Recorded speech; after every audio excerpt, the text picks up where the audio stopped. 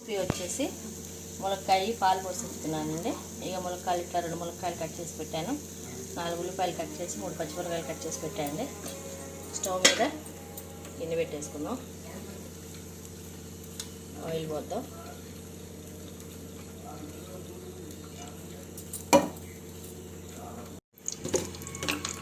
తాలి ముంజలు వేద్దాం.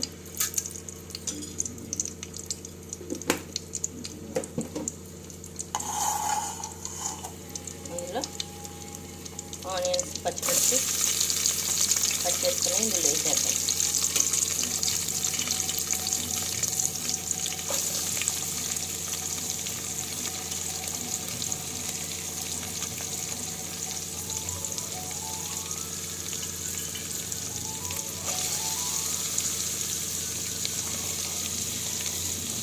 ఇవన్నీ ఇందులో వేసేసుకోండి.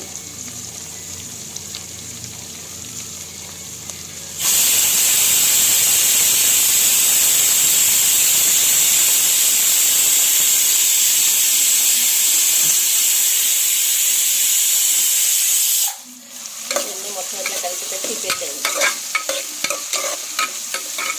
కొంచెం మగ్గనివ్వండి. రేపాకు ఇందులో వేసేసుకోండి. మొత్తం మంచి మొక్క మగ్గేదాకా తిప్పండి. ఇప్పుడు 1/2 స్పూన్ సాల్ట్ వేసుకోండి. సాల్ట్ వేస్తే మొక్క ఎప్పుడైనా తొందరగా మగ్గుద్దండి.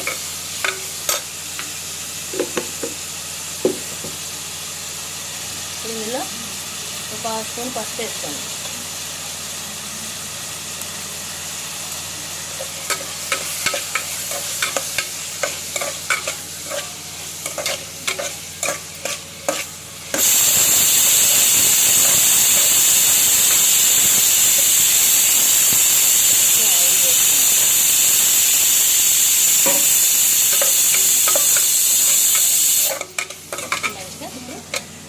మగ్గనివ్వండి. ఇందులో ఇప్పుడు మునక్కాయ ముక్కలు కూడా వేసేసుకోండి.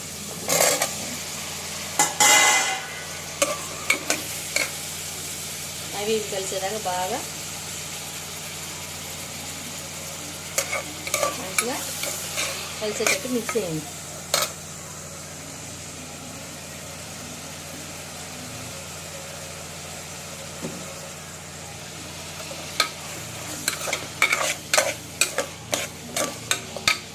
మూత పెట్టేసేయండి.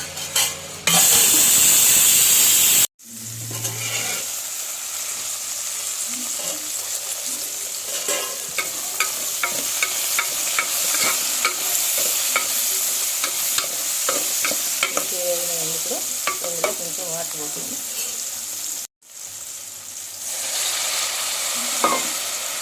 దాంతోపాటు పాలు కూడా పోస్తున్నామండి.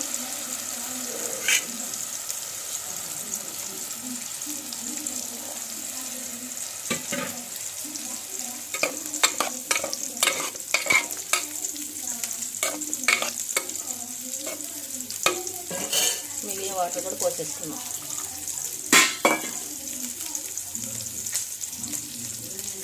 ఇప్పుడు ఇందులో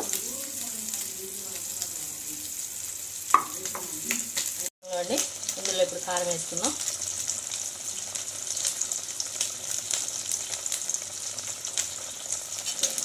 కారం ఎక్కువ పట్టదండి.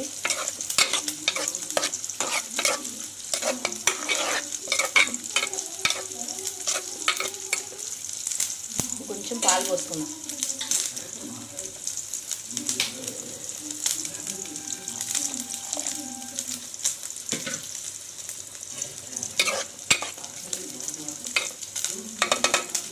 కొంచెం వాటర్ కూడా పడతాయండి. కొంచెం వాటర్ పోసేసుకోండి. ఇప్పుడు ఉప్పు చూసుకోండి. కొంచెం కారం వేయండి. కారం తినేవాళ్ళు కొంచెం కారం వేసుకోండి, లేకపోతే లేదు. కారం తక్కువ తినేవాళ్ళు తక్కువ వేసుకోండి. ఇందులో అయితే పులిపే ఉండదు కాబట్టి పెద్ద కారం ఎక్కువ పట్టదండి.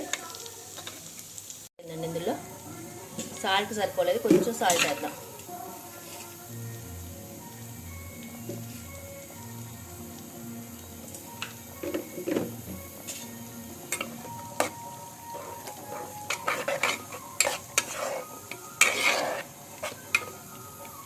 ములక్కాయ ముక్కలు మంచిగా ఉడికిందాక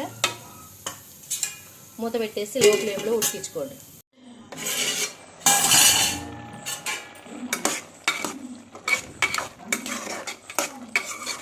ఇవ్వండి పాలన్నీ ఇట్లా ఇరిగిపోతాయి. ఇట్లా ఇరిగితేనే కూర టేస్ట్ అండి. ఇట్లా నీరు కూడా ఎగిరిపోయిన దాకా నుంచి ఆఫ్ చేద్దాం స్టవ్.